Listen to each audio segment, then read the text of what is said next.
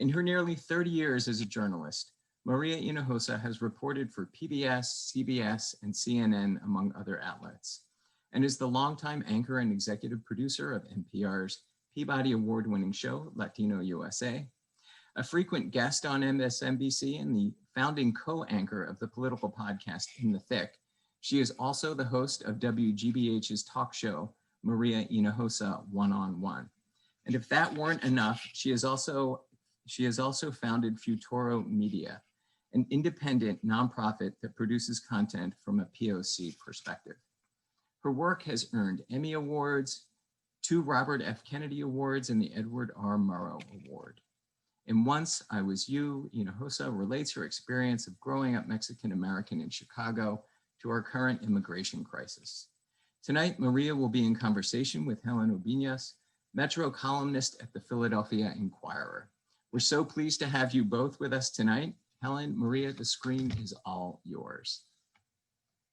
Hello, how are you? I'm great, sitting here in my bedroom. So hello, Philly. So am I. The secret's out, we're both in our bedrooms. You know, it's just like I've never been closer to more people in my space. So I'm good, I'm relaxed, and I'm so happy to be with you, Helen. I'm thrilled. To be speaking to Philly. I love you, Philly. So I wanted to start there. First of all, Philly welcomes you. We're very excited. I speak for Philly. We're very excited to have you. But there's a connection that you have that I learned about actually in your book to Philadelphia, a really powerful connection. I was hoping that maybe we could start there. Wow, okay, you just went there. So as I was saying to you, Philly as a city came into my experience around the year 2000 when the Republican National Convention was happening, and I was a correspondent for CNN, and so I spent a lot of time in all the different communities in Philly, plus the main line, and saw beagles and all that stuff on the main line. So that allowed me to have a relationship with Philly as a city. But early in the 1990s, in 1993, when I was a correspondent for NPR, I was asked to go and give a speech, a graduation ceremony speech at Graterford State Prison in Graterford, Pennsylvania, which is about like 45 minutes away from Philly. And so when I went there, I met many people, citizens behind bars, but one of them stood out, and that was a young man. Then his name was Suave. So what's up, Suave? What's up, Suave? I know you're watching. And so Suave, was sentenced to life in prison without parole when he was 17. And he was a New Yorker from the Bronx. I was a New Yorker going down, and, we just connected. And then I gave him my address, and he started writing to me, and I sent him Christmas cards because I'm a Christmas card lady. And basically we've had this friendship, relationship, source, journalist that started in 1993 and remains to this day. Although I was thinking a lot about Suave, before, when Suave was in prison. He's out now, so that's amazing. Because of the Supreme Court, that they decided that is unjust and illegal and inhuman to sentence a juvenile to life in prison without the possibility of parole.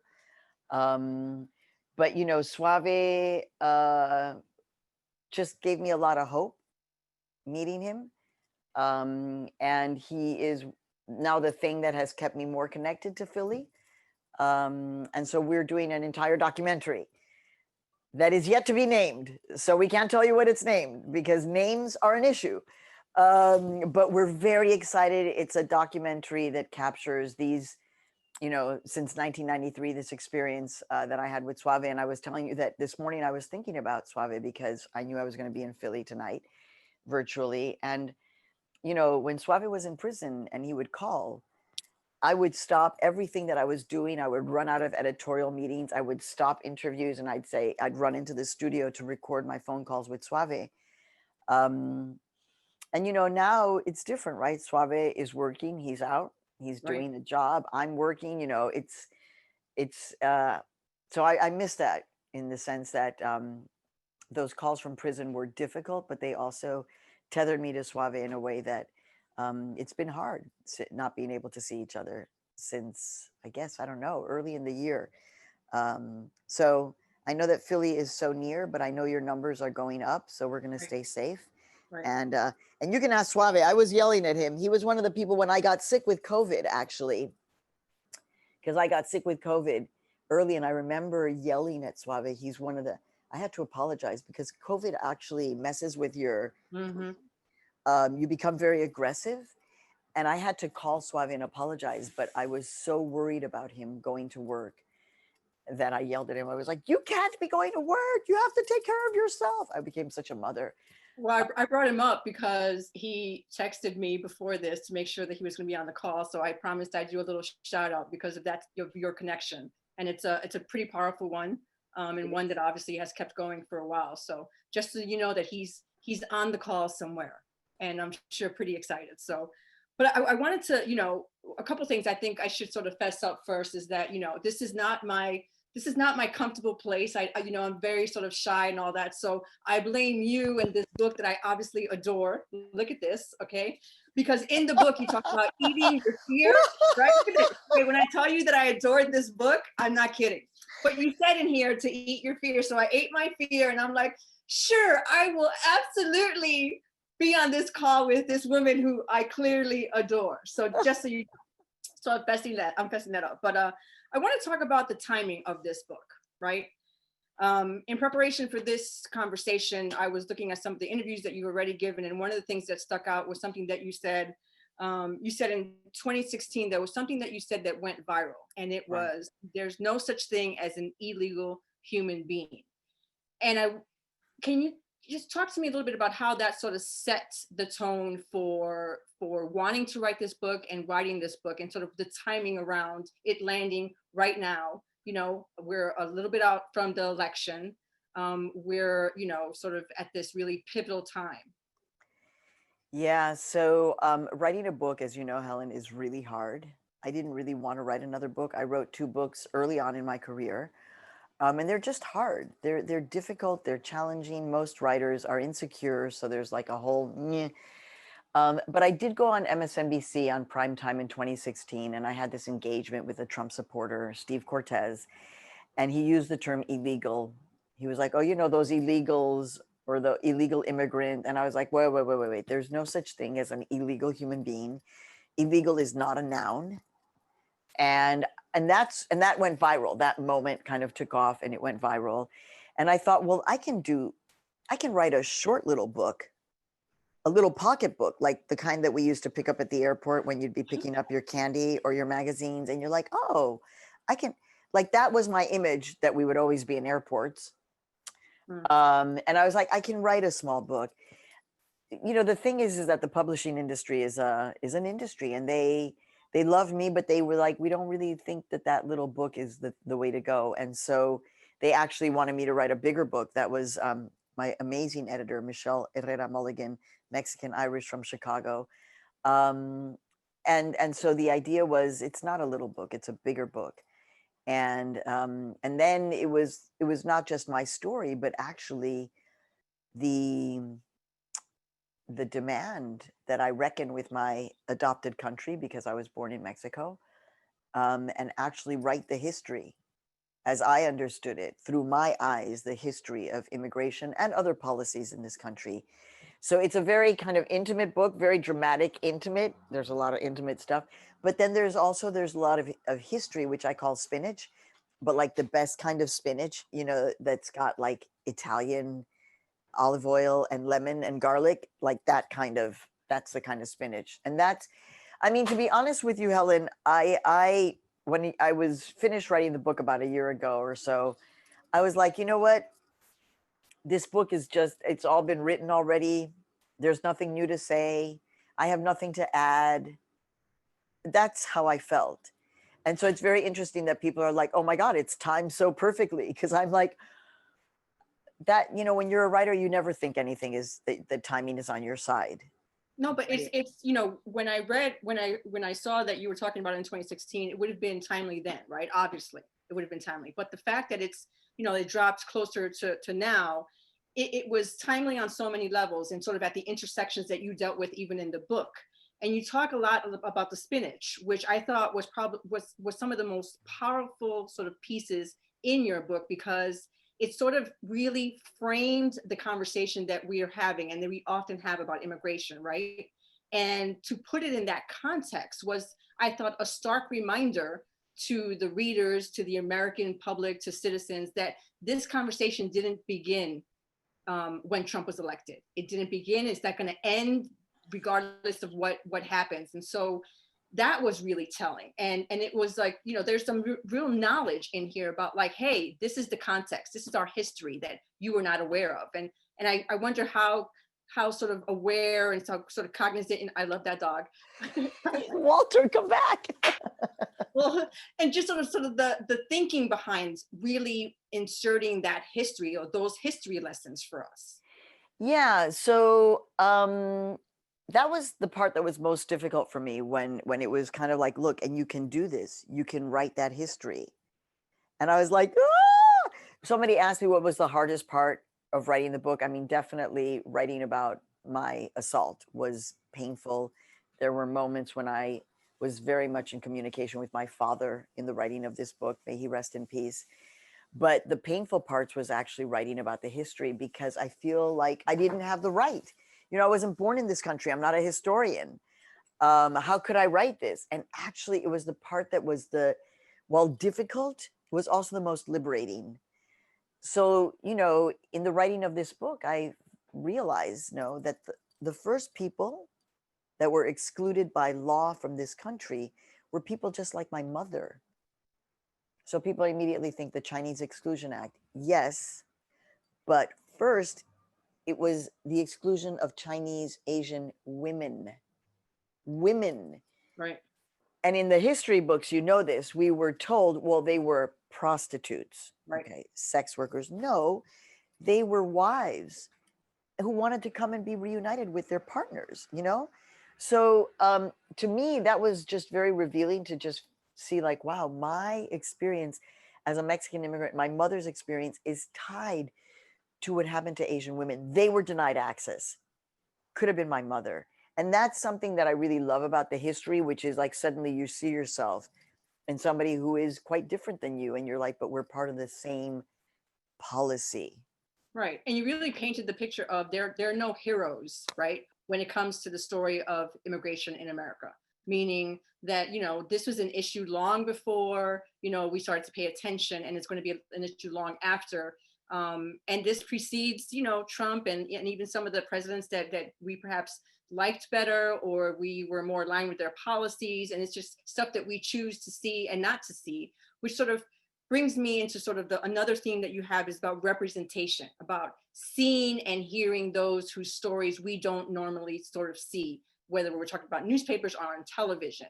And that theme really spoke to me. And I know a lot of other Latina journalists here in Philly and other places about sort of fighting that fight inside the newsroom. And I was hoping that you could tell us a little bit about, I mean, you broke it down perfectly, but your fight and sort of bringing that representation while you were in newsrooms that weren't your own, because right now you're the boss, which is, the goal, right? Like boss goals.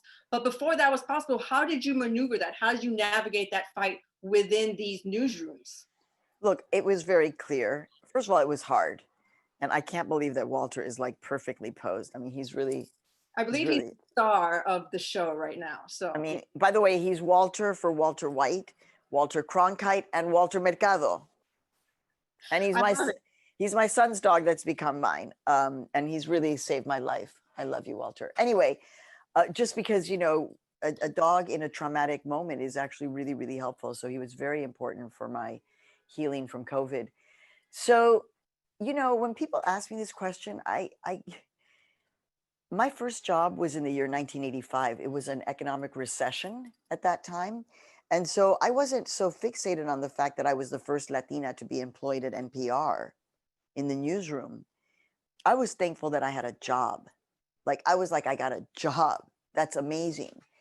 And once I got into that newsroom and I realized how white it was, and how scared I was, Even though I had gone to Barnard, part of, the Ivy League, but still I was scared. I never thought I was good enough, which is something I write about a lot in the book, The Imposter Syndrome. And I just said, look, your whole immigrant experience, your parents leaving their country, all of this was not worth it for you to come and be too afraid to raise your hand in an editorial meeting at NPR. So at that point, I understood privilege. I mean, my dad was a medical doctor dedicated to research, so we lived grant to grant. We were not wealthy, but so it wasn't economic privilege per se, but it was class privilege. And so I was like, I got this privilege, man. I gotta represent. I must represent. And so in those first editorial meetings, I literally would hold my elbow and I'd push it up. I'd be like, punch it. And I'd force my arm up because I was scared. I was terrified. And then pretty early on, I got used to people just kind of looking at my story ideas like, that's weird, or where'd you come up with that? Or is that real? Or, and then there were people like, Jay Kernis and Scott Simon, who hired me to work for them on their show, who believed in what I could bring to the newsroom. But it was always a struggle, always seen as circumspect, always, is she really an American journalist, or is she a journalist that has a Latino agenda, as I said in the book, which was just horrible? Because journalists like you and me, Helen, we actually, our history goes back to Frederick Douglass. He is our journalistic godfather. He is a journalist of color and of conscience in this country. And when you realize that that's our tie to the arc of history, which I realized late in my career, but I love talking about it for younger journalists, it's like, oh, no, this isn't like a job. You are part of the arc of history as a journalist of color or of conscience, which you do not have to be a journalist of color to be of conscience. Right. But you have a responsibility. So my message, because people are always asking, what do you say? And I'm just like, don't give up. Please don't give up. I know it's hard. It's really challenging. It's frustrating. It's scary, but we need journalists of color and of conscience desperately. Well, I mean, that's just another sort of part of your book that's both inspiring, right, and infuriating when you consider that, not your book, but the realities that we're facing in newsrooms still, right? Where, again, part of what makes your book so timely isn't just the conversation about immigration, but also the conversation about the reckoning happening inside and outside newsrooms. And so when I talk about it being infuriating, I'm reading this book and, I'm cheering you and like, I can see myself in this, I can see other people who came before and after, but the fact that we're still having this reckoning, right? This supposed, hopefully we're in the process. And so, we all have high hopes and there's all this work being done, but, here we are, after you've told your story and fought your way through and came out on the other side and have your own newsroom and your own boss. And I wonder what you think about this recent reckoning and sort of, how successful will it be when you consider that some of the very people or the infrastructure that created the past is still in charge of the supposed future? So how successful are we going to? And you named it. Wow, you're really brilliant, Helen. Are you a journalist? Yeah, exactly. So why are we in the mess that we're in? Just specifically around the issue of immigration. Right. Okay.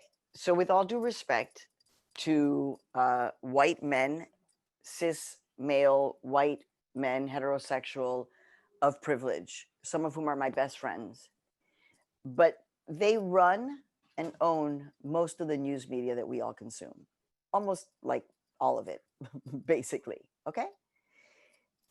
So while we would like to imagine that Walter Cronkite, to get back to Walter Cronkite, kind of had like the perfect image of objectivity, actually they don't. White men do not own objectivity. They see the world through their eyes of privilege. Sure. So over my lifetime, these news media organizations and the men who run them have been subjected to the same narrative about Latinos and immigrants that we've been hearing and building up really, um, slowly, but really taking off in the 1990s. Because, Ronald Reagan was actually liked Latinos and immigrants. George H.W. Bush did as well. It is the truth. So you have to realize that that they have been part of that narrative. They believe it. So you and I, Helen, are in our newsrooms constantly having to say, like, no, that's not. See, if you would have had immigrant and Latino and POC journalists in your newsrooms throughout, then maybe we wouldn't be having this problem. Right. Right. Exactly. Right. So that imagine for a second, Helen, imagine if you and I were running the newspapers, let's just say, to harken back to original gangster days of like a newspaper, and we were deciding on headlines about Latinos and immigrants. We'd be saying things like, oh my God, Latinas are the most powerful consumer in the United States of America.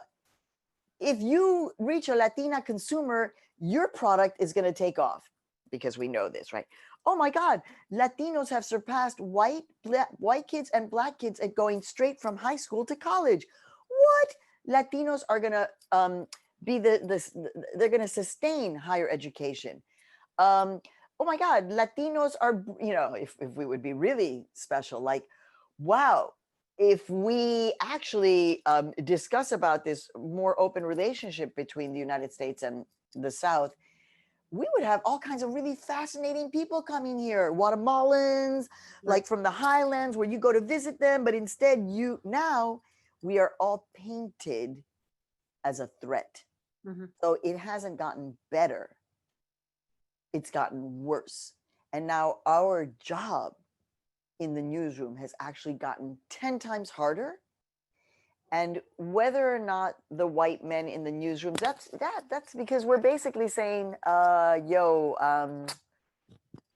we love you, but you're part of the problem. So can you like move to the side, do a job sharing? How about, like, I'm even prepared, like, how about a job sharing, editor-in-chief, to just show that you're prepared to take it seriously.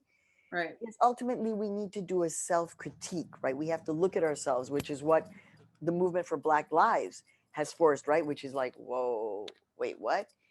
And we need that to be happening across the board. And again, all due respect to the movement for Black Lives, but let me just be clear. The original sin was slavery. The first sin was genocide.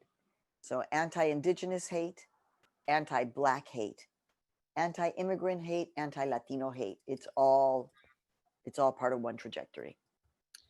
So before I keep asking questions here, I've been told that I have to remind folks that if you have questions, to please type it into the chat box. And in like 5-10 minutes, I'm going to, more like 5 minutes, I'm going to start to ask those questions. But there's something that I want to continue this before we sort of jump onto the next topic. And it sort of speaks to whose voices are heard. And often we frame that in the voices of the community, like the voices that are heard or not heard. But Black, Hispanic, Latina women have been talking about immigration and inequity and sort of the problems with this administration forever, right? And so I want you to speak a little bit about what happens when those voices, when you're in the building, when you're in the newsroom, when you're on staff, but somehow your voice still isn't heard. And I think that sort of speaks to sort of another sort of theme that you have in your book, which is this imposter syndrome, and sort of how to deal with that imposter syndrome when you have this obligation, right? That once you're in the meeting room, the table, the whatever, you need to be heard. And so how do you make that happen? You connect to your sense of responsibility. Mm-hmm. Like, seriously, that's the only way that I can express it, which is at that point, it can't be about you. It can't be about how you're feeling. It's because you're there, la voz, you are una voz. And that's why I wanted to write about the imposter syndrome, because it can't be a mystery. Like, we're all feeling it, and it's a waste of time. Honestly, it's an extraordinary waste of time. But even right now, Helen, I feel like we as Latinos and Latinas are kind of living through becoming invisible as we speak. Like, we are the second largest voting bloc in the United States of America. We should be everywhere, on every news channel, every article. There should be a sense in this country. And again, I go back to actually what I was criticizing before. If you don't have real diversity and representation in your newsroom, then you miss stories. Right. You're missing stories. But to me, this, just to be honest with you, with all due respect to my journalist colleagues, it just feels irresponsible to not be kind of talking about the Latino voter. I mean, now we all of a sudden, all we're seeing is Latino Trump fascination. Right. You know, I get it, but we should have been talking about Latino voters throughout. I mean, we saw it, because Bernie Sanders would not have been the Bernie Sanders that he was in this campaign were it not for Latino and Latina voters.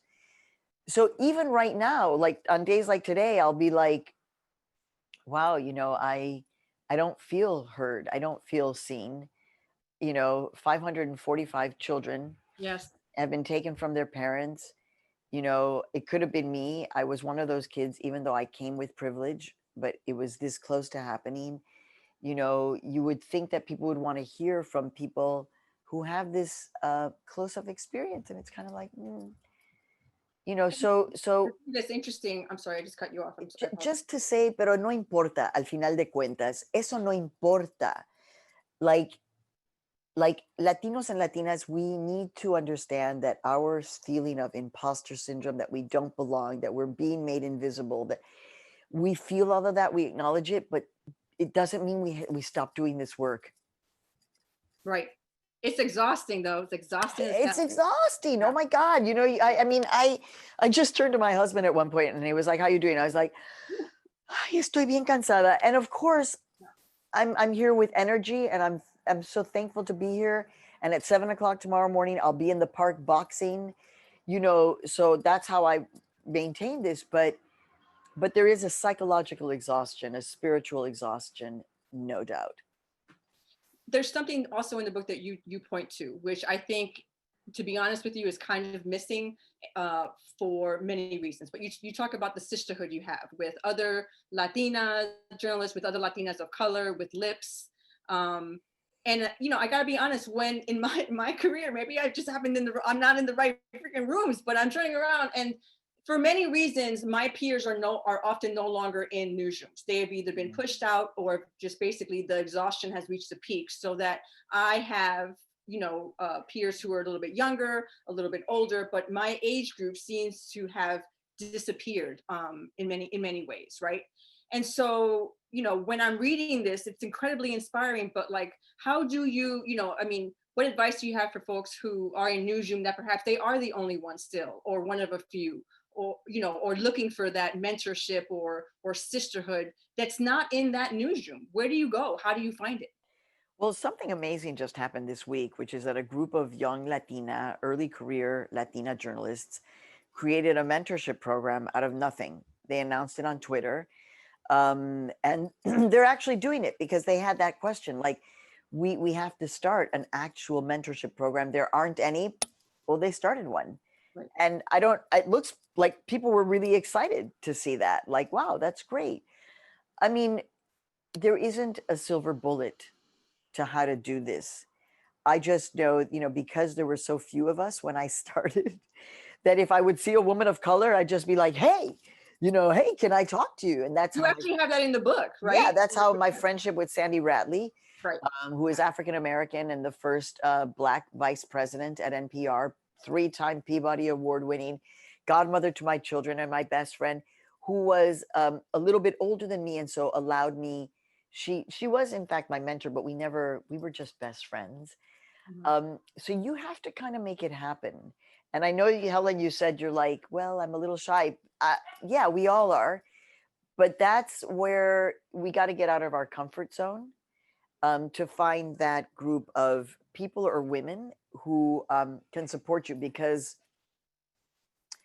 yeah, I mean, LIPS, which, by the way, stands for, when we created it, you know, more than 25 years ago, we gave ourselves a name. We were like, what's our name?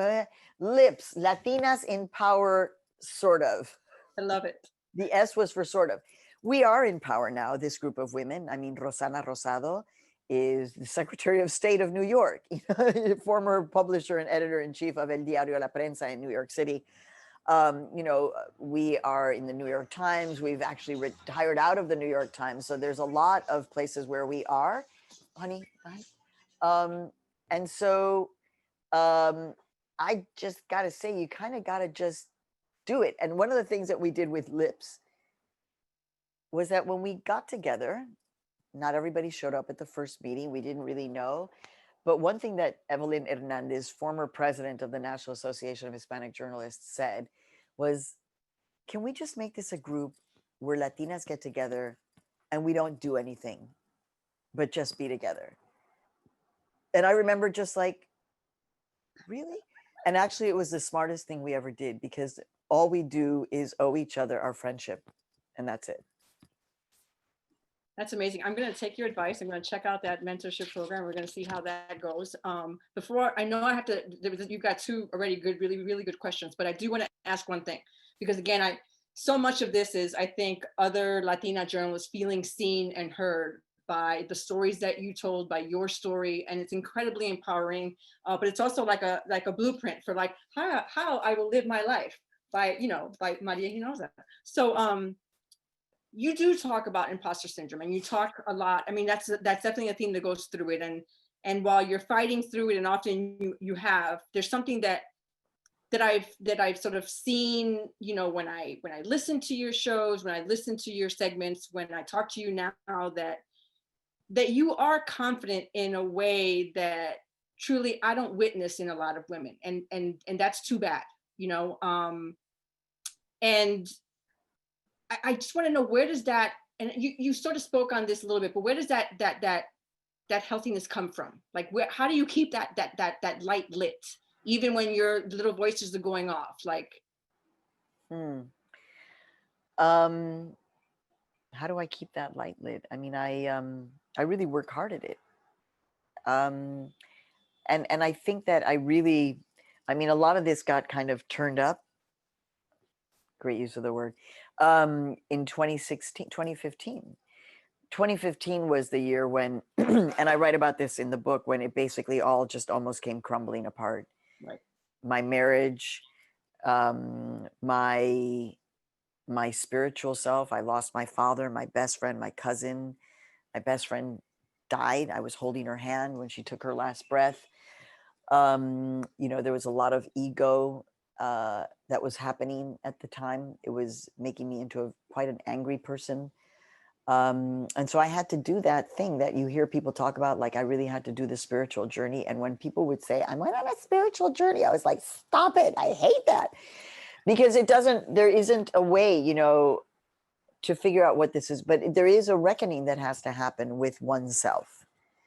So I would say that 2015 was that for me. And I really hope that it happens for younger women much earlier, where you kind of do the work on centering yourself and finding your power, and believing in that and actually working at it. So doing the boxing, I've only gotten hit a couple of times. Suave was one of the people who actually hit me when we were boxing, because I failed to dodge. Oh. And in boxing, if you fail to dodge, you're going to get hit. Don't feel bad, Suave. It's good. It's okay.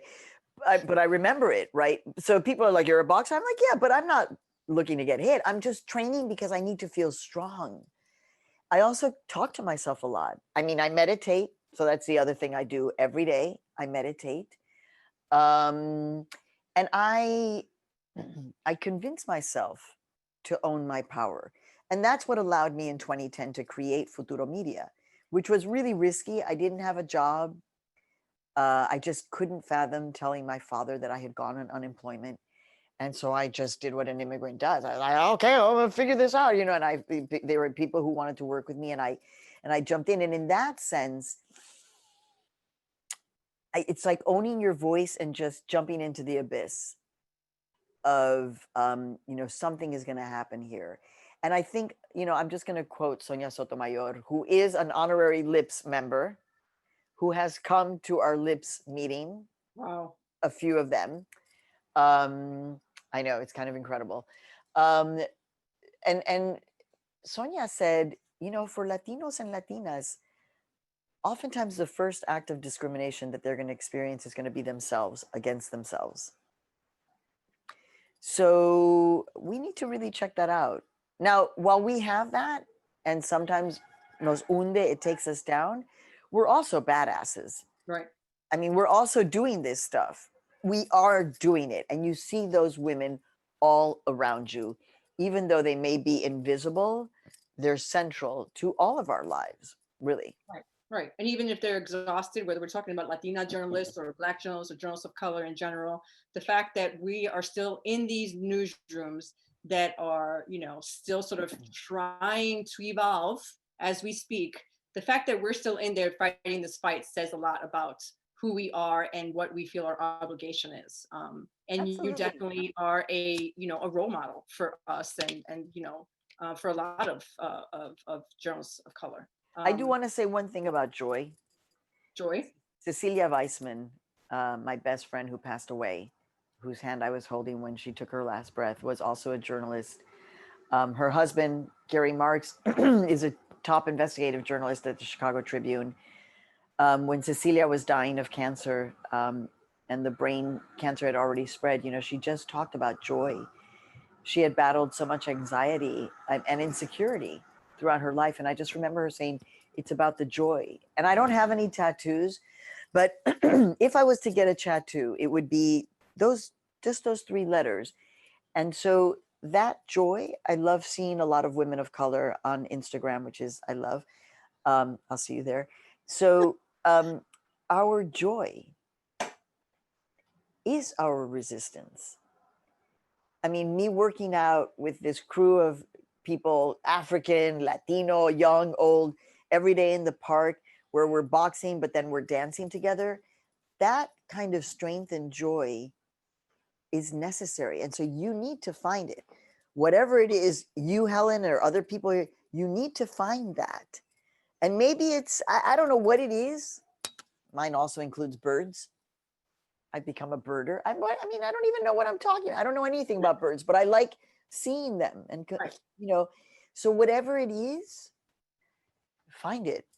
Keep grounded in that joy. Look at the sky. Like in the morning when I'm working out, and I'm just like, oh my God, there's a tree in front of me that's 100 years old in the sky. And so this, you know, breathe, right? And be thankful. I'm guessing that became even more powerful after you were, you know, you were afflicted with COVID, right?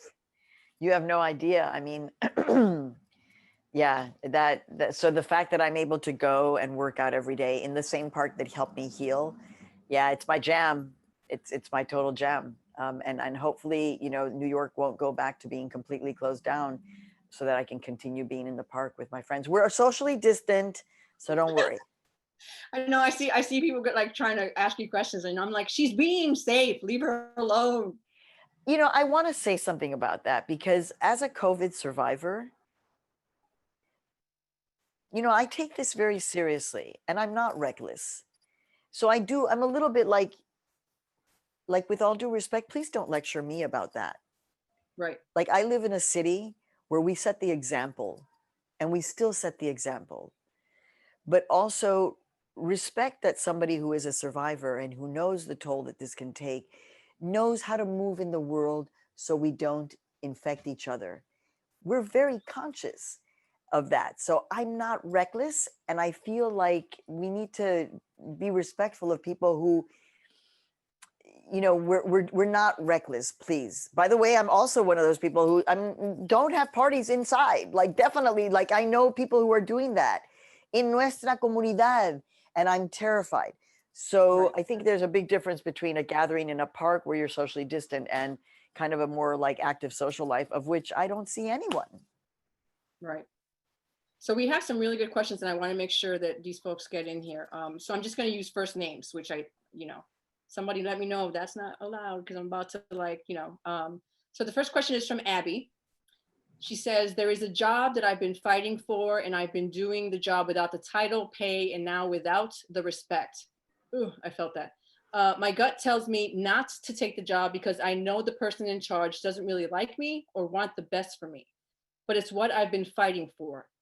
What should I do? Someone told me last week, you've changed the culture of this newsroom. I feel like I can't stop fighting until what's right is right. It feels like you got to stay and do the fight. Because it feels like this is a newsroom where you've really wanted to be, where you feel like you should be. So, you know, my initial reaction was like, vete, go find another competing job. Right. Like, go do that, right? But then you talked about how this is a job that you've always wanted and you want to be present, you're changing the culture. So I'm like, well, if you know it well, you know, and you feel like you're able to change, then maybe you need to stay there a little while longer and meditate so you can get through dealing with somebody who doesn't see you. It's very interesting when I get these kinds of questions, Helen, because I'm like, it's been a long time since I've had to deal with that kind of a problem, because I created my own newsroom. Right. And I don't mean to like throw that in people's faces, but I am kind of saying, but toy with an idea of something that maybe you've always thought, and maybe you can do it. Who knows? It feels like she's not quite done. Like, that's what, yeah, it feels like right? she's not Right? quite done, Yeah. right? Like she's Yeah. got to finish there and Right. then leave con un moño, leave Yes. it with a perfectly tied bow. Right. That when you leave that boss of yours, that you're just going to say the perfect thing with honey on your tongue. That's just going to leave him like, huh?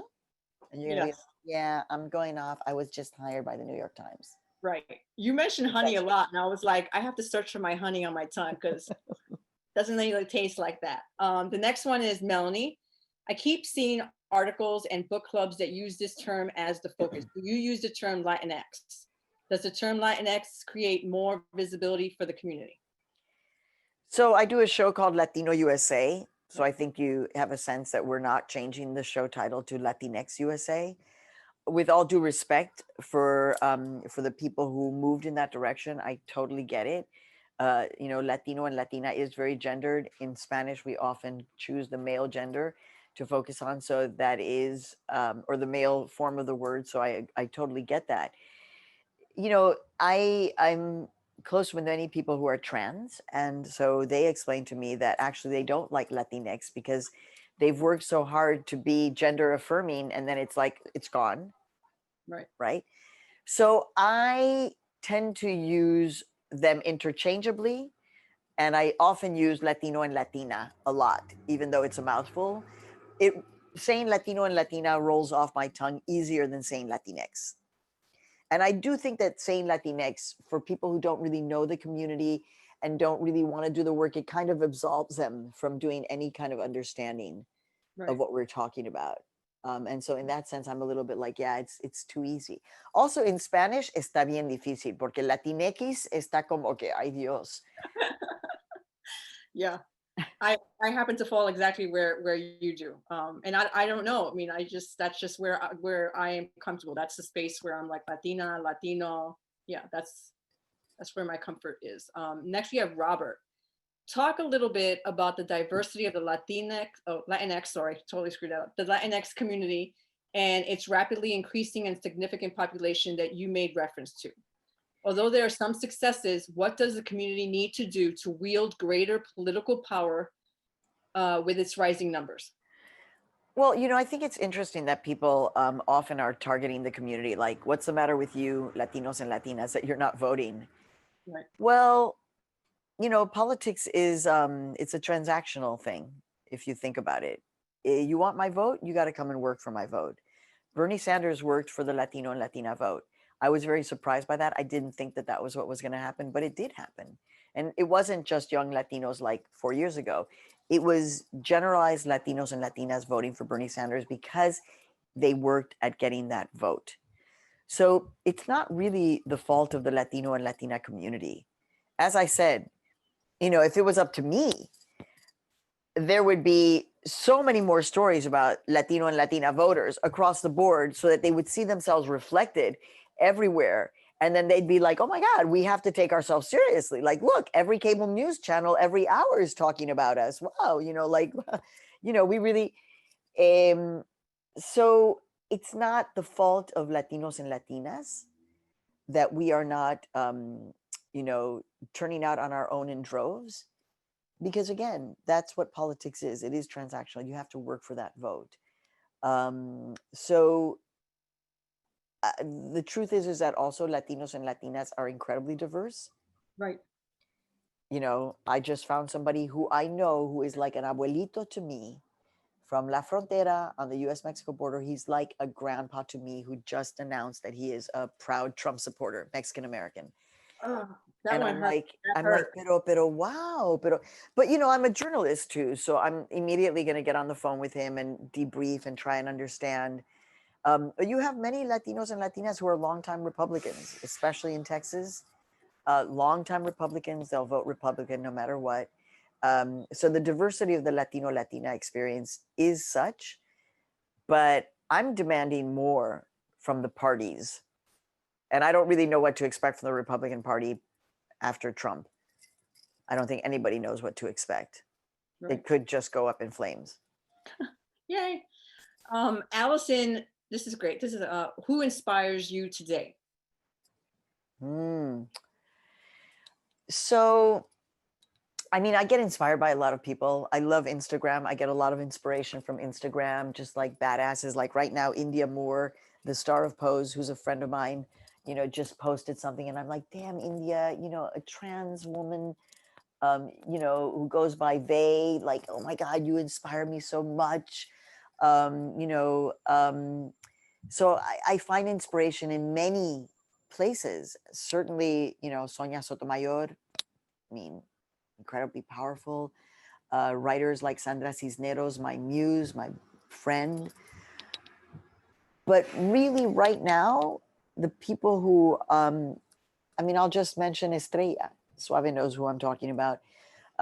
So now the calls I get from prison are from Estrella, who we just did a second part of the documentary on her on Latino USA. You can listen to her voice on Latino USA. She's, you know, for some people, perhaps the most invisible person, throwaway person in this country. She's undocumented, she's Mexican, she's trans, she's queer, she's formerly deported. She's got a criminal record, nonviolent fraud. She's in prison now, in a men's prison in Texas, in a maximum security men's prison. Estrella gives me hope. She couldn't be more unlike me. She gives me hope. The refugee women who I know, who I'm not going to name, who I speak to, who are falling deeper into despair and even disappearing, they give me hope only because of their hunger and thirst for life. So the people who inspire me may not be the people who you imagine that inspire me. It's the people who others may not see as having a voice, but I do, and I give them voice. They are the people who inspire me. You know, we're close to wrapping up, but there's something I want to ask you because we're so close to election day, right? Because we're in this position that we're in with so much to lose and so much to gain. But I wonder if you could tell us, you know, whether you're speaking to Latinos or, you know, American citizens or whoever, Americans, what we can do now, right, to make life better for everyone around us. What is one small thing that we can do regardless of what the results are, right? You know, I mean, this is like, you know, it's a teeny tiny thing. There are so many things, right? So doing this, being involved, reading the book, passing it on, engaging in conversation. To me, democracy is not a noun, it's a verb. It's participating, it's engaging. I mean, this is hard in a pandemic, right? We're having a hard time doing this in a pandemic. But I'm just going to share with you. Okay, so after 9/11, which prior to the pandemic was the story that had most changed my life, you know, I was really traumatized. I had PTSD. When I would see the firefighters on the streets of New York, I was one of those people who would be like, hey, what? I'd be applauding the firefighters. My kids were little then, so they thought it was kind of cute. I basically have been doing the same thing during the pandemic for all of the Latino and Latina essential workers. So the first time that I was able to go out and go shopping, I was on Broadway up here on the Upper West Side, and I saw Latinos and Latinas in the grocery stores. I was like, paisanos, gracias. Gracias por tu trabajo. You know, so look around you. Latinos and Latinas and immigrants are everywhere in your city. Don't be weird, you know, like you can't just, you know, it's like not about being, but you know how to do it. Just be like, hey, thank you. I see Right. you. And then take on the work of helping to deconstruct this insanity and base it in reality. You don't have to say, oh my God, none of that is true, but rather look at the communities that you live in. I mean, I was in, I can't remember, it was near Kensington, I think, and it was when we were doing the story around Suave, and you know, it's a pretty tough neighborhood. Mhm. You know, if you're an outsider, you're spotted immediately. And some people are like, oh, these dangerous communities. If you speak to people with respect and you look at them, they will sense that. And right now, people really need to feel visible and loved. Certainly Black people, because they have been murdered in front of our faces. Rest in peace, George Floyd, Breonna Taylor, and so many others, right? Eric Garner, I mean, the list, Michael Brown. So see us. And fellow POC to POC, it is about, yo, I see you. Right. I got you. I got you. We're in this. We need this right now. We are feeling anxious and invisible, rightly so. I'm going to end on a joke. I don't know. Like, it's a joke. It's a little off color. All right. Go A ahead. little No, off color. me not to. Go right ahead. Okay. Yeah. So I like to say that I'm 5 things that this president does not like, Okay. which makes it interesting and a bit of a challenge to be a journalist in these times. Mm-hmm. So the 5 things that this president doesn't like about me are: I'm Mexican, I'm an immigrant, I'm a journalist, I'm a woman, and I'm flat-chested. It's okay. I said it. Everybody's like, oh no, it's okay. I can talk about my own body. He can't, Right. but I can. And I like to make people laugh. It's a joke. I like it. I appreciate it for obvious reasons. We have to laugh. We have to laugh. I mean, I'm gonna tell you something. You hit it on. You have to laugh. This is a time to laugh and to find places and things to be grateful for, because it's like the one thing that I've sort of learned is like it's all about the small things right now, which really you realize are the big things, and that's where you have to kind of live. I really want to thank the Free Library for allowing me to do this, and I really, really want to thank you. I mean, this has been a pleasure and inspiration. The fact that you wrote a book where you clearly see us and hear us and inspire us. Thank you, thank you, thank you. Thank you, Helen, and to the Free Library. Thank you so much. It's been my pleasure. I can't wait to do this again in person, in real life, as soon as we can.